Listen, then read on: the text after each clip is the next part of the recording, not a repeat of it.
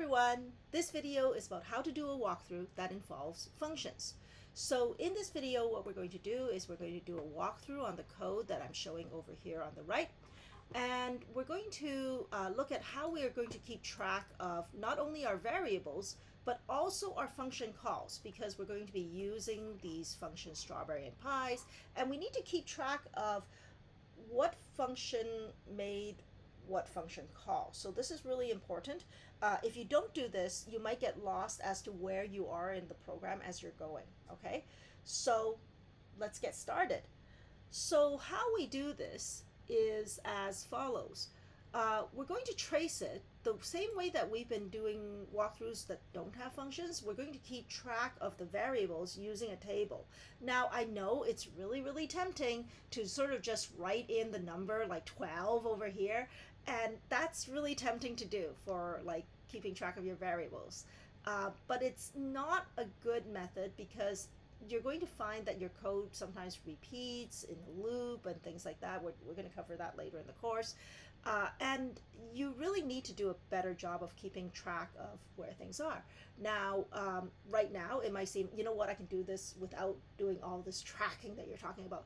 True, probably true right now, okay? But the more complicated your program gets, the more you need to do it the proper way. So I encourage you to do it this way, okay? So let's get started. The first line, line 8, says that I'm going to create a variable called apple, and I'm going to put the number 3 in it. So how that works is we're going to build a table like this, and we're going to use one column of that table to track what apple is going to change into. So right now, apple has the value 3. So we create our table and we put 3 into the table. Then we have a second line that has another variable on it called says orange, and we're going to keep track of what orange is. And orange has a value of 12. Okay, so we keep track of this value within our table. Now, the next line of code says apples plus equals strawberry. Now, before I can take whatever this is and put it into, add it to apple, right, because that's what plus equals will do, I have to actually go into the strawberry function and run the code that's in here. This is the strawberry function. So this is what we call a function call. And a function call is going to say, okay, go into the strawberry function now. You're going to give whatever orange value is, which is the number 12, and you're going to put that into the function. You're going to give it to the function. And then you're going to use that to trace through the strawberry function.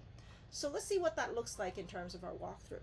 Now, because this involves function, I want to make sure that I know what variables this table belongs to, because sometimes you will have tables that, functions that have exactly the same variable names as whatever is in main. And if you want to keep track of that, you can't you can't just do this, because you might end up getting them mixed up. Okay, so it is absolutely possible for me to rename this variable apple if I wanted to, or orange if I wanted to, but it will be a different orange. Okay, so even if variables have the same name, if they're in different functions, they are different. Okay, so let's keep track of how that works. So what this means is that I'm going to say that this table belongs to my function main.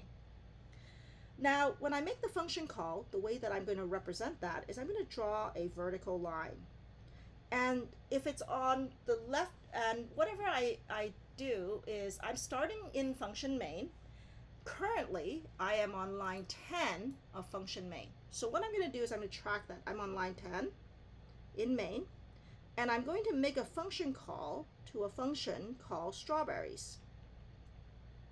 Or strawberry, sorry, singular. And so from here, from main, I call the function called strawberry. And now this area right here represents the variables that are in strawberry function.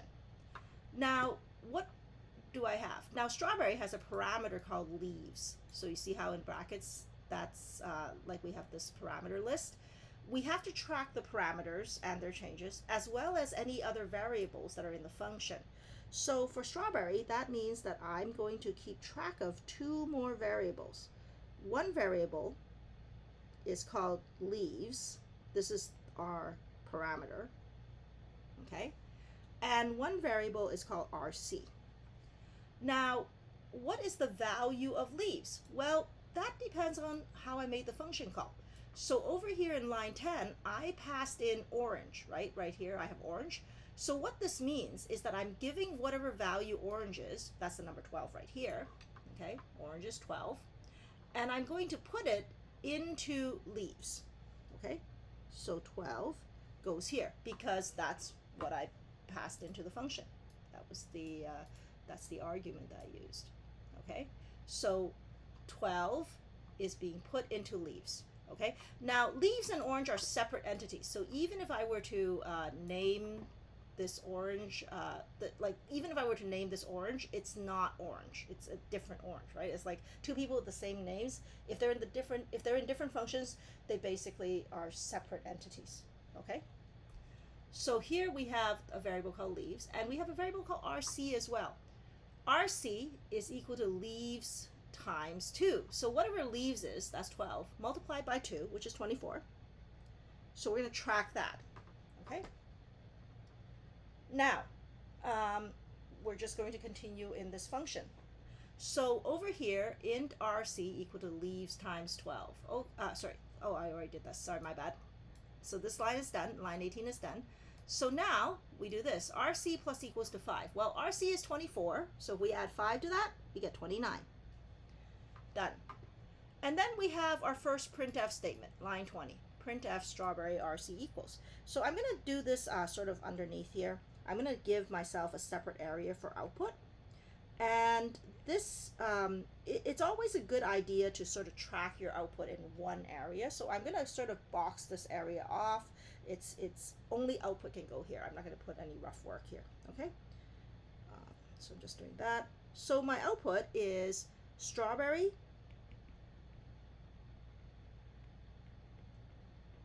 RC equals to, and then whatever RC is. Now I can see what RC is just by looking at my chart.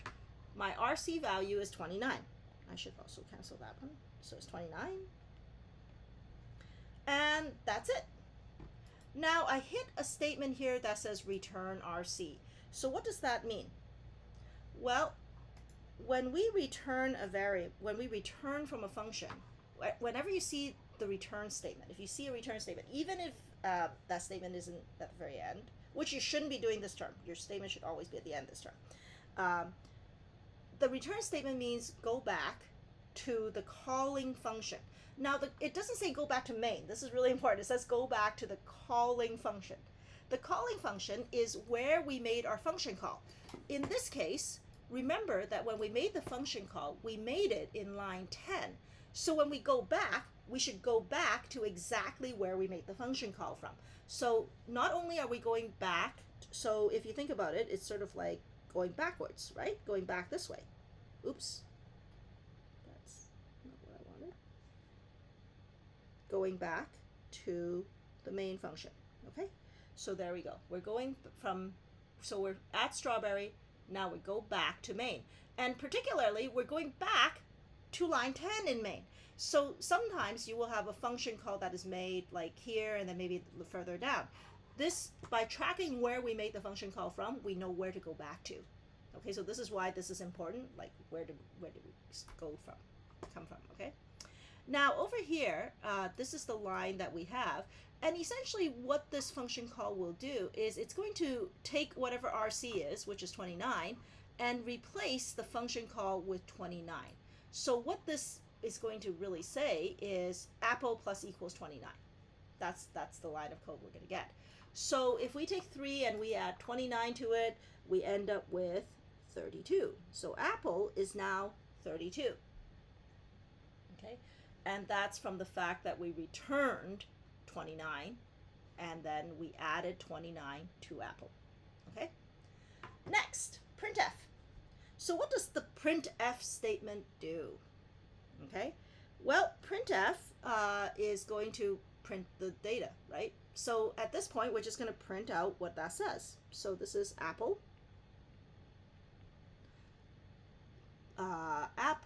colon, and then whatever apple is. So apple is 32, right? So in my table it says 32, so I'm just going to write 32 right there, and we're done. Okay? So there we go. Now we have apple plus equals pies. So that's our next line of code. Now, when we finish with strawberry, by the way, once we finish with this function call, everything in this function call is essentially done. We're not dealing with this anymore. The function is over. So you should probably cross that out to remind yourself that it's finished. Ooh, hold on. Technical difficulties. A moment. Looks like I have a bad connection. Okay, it'll come back in a moment. There we go. Sorry. Okay, now, in any case, let's continue on. So what we have here is we have a function call to the function pies. And we're basically going to do the same thing as we did with the strawberry one.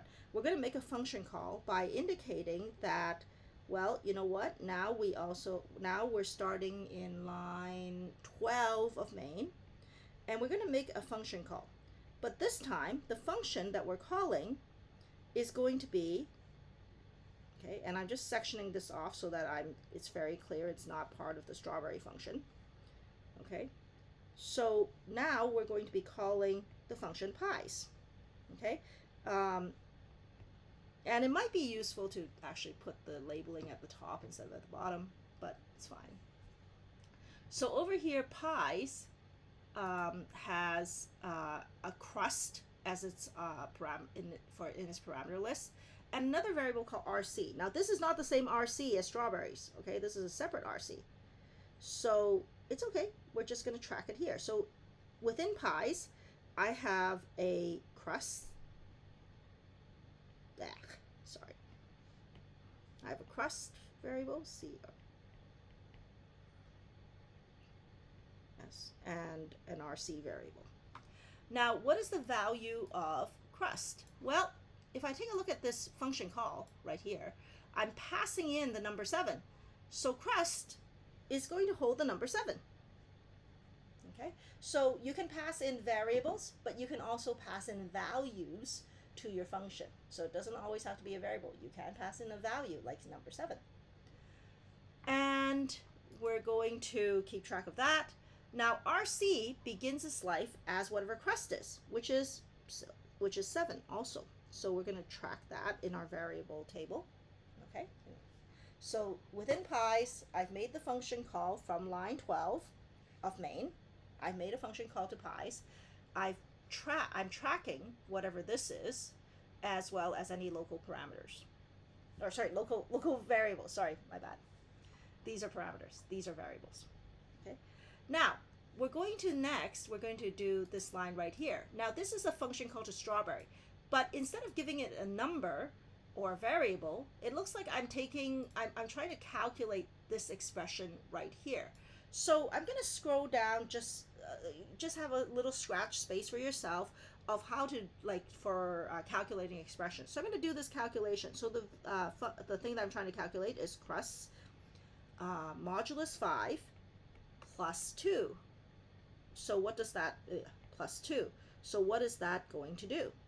Well, crust right here, that variable is, well, I don't remember. 7. See, I can go back and look. Crust is 7. So I'm going to put 7 over here. Modulus 5 plus 2. Well, what's 7 modulus 5? Now remember, this is the remainder after you divide 7 by 5.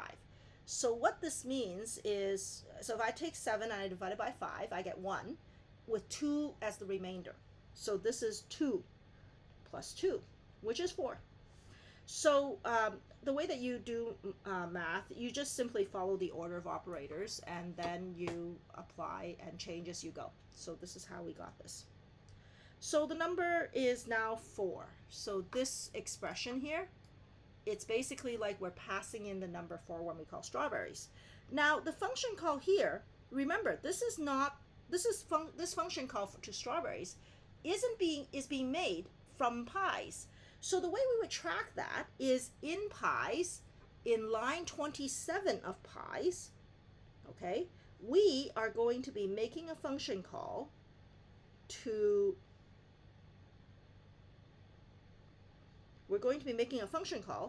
strawberries.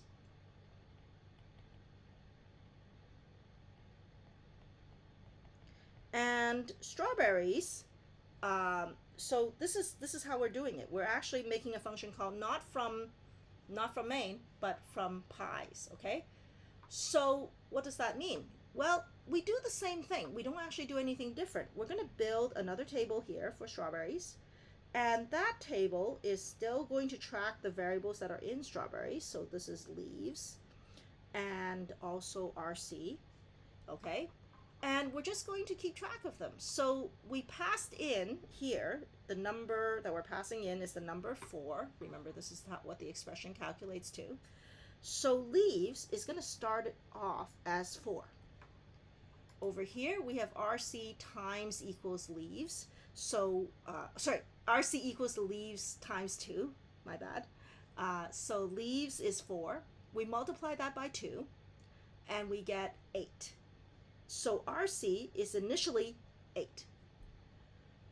Then we have RC plus equals to 5. Now what does that mean? Well, we take whatever RC is and we're just going to add 5 to it. So 8 plus 5 is 13. And so we put that into RC. Okay, RC is now 13. Now keep in mind that there's an RC in pies, which is still 7, and there's an RC in strawberry, which is now 13. They're separate variables, even though their names are the same. It's kind of like two people with the same name, right? Just because they have the same name doesn't mean they're the same person. Same thing with variables. If they're in different functions, they are different variables, okay? So over here, RC is 13 in strawberries, and we're going to write this down. We're going to do a line of output, it looks like. So strawberry RC, so our next line of output is strawberry RC,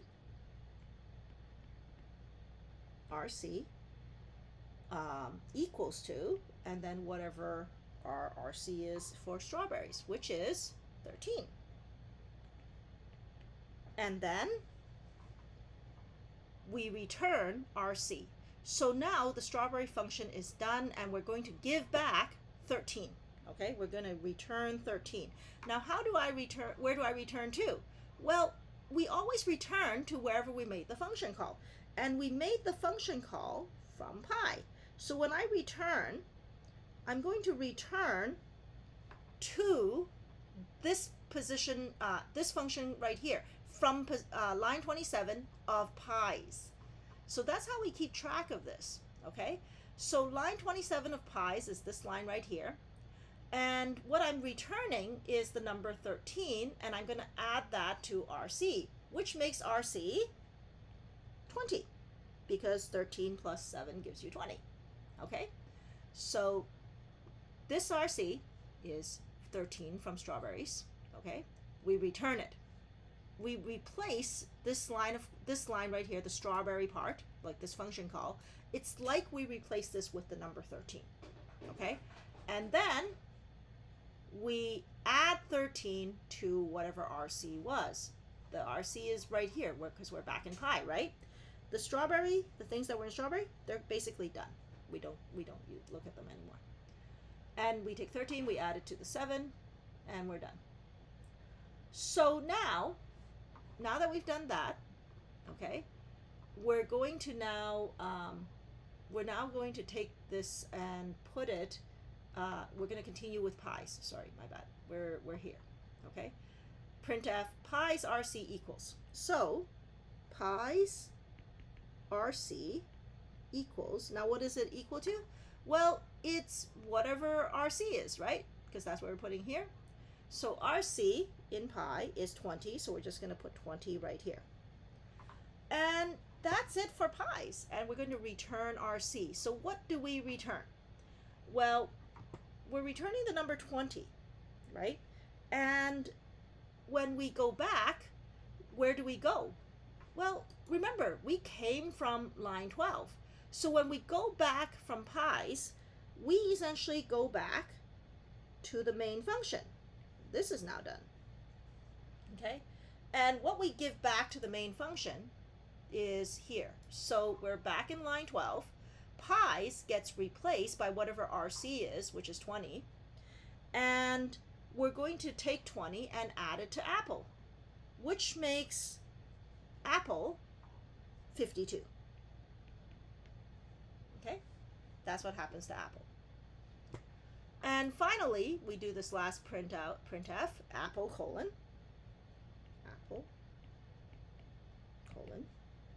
and 52, and that's it for the output, and we return 0 to get out of the main, which means that our function program is finished. So this is the output from the from the program on the right, and this is how you trace it. You use these lines to indicate that you're making a function call, and you use it to follow where you came from and where and also where to go back to when you're finished. Okay, so this is a really important idea. Keeping track of your function calls is just as important as keeping track of your variables. Okay, that's it for this video. Thank you.